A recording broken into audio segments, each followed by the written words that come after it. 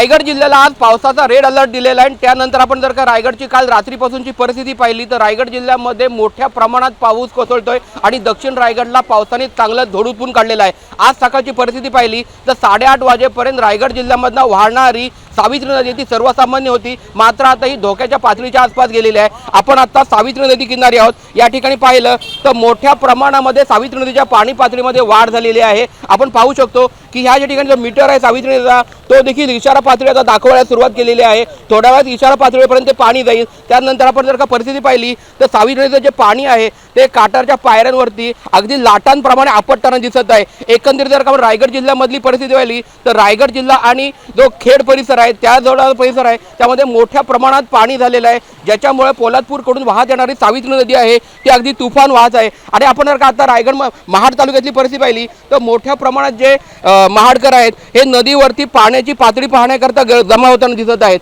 एकंदरीत काल रात्री पडलेल्या पावसानंतर रायगड जिल्ह्यामध्ये पूर सदृश परिस्थिती निर्माण झालेली आहे। त्यानंतर शाळांना देखील सुट्टी देण्यात आलेली आहे। ही जर का परिस्थिती राहिली तर रायगड जिल्ह्यामधला दक्षिण रायगडचा अनेकचा भाग आहे जो सखल भाग आहे तो पूर परिस्थिती येण्याची शक्यता निर्माण झालेली आहे।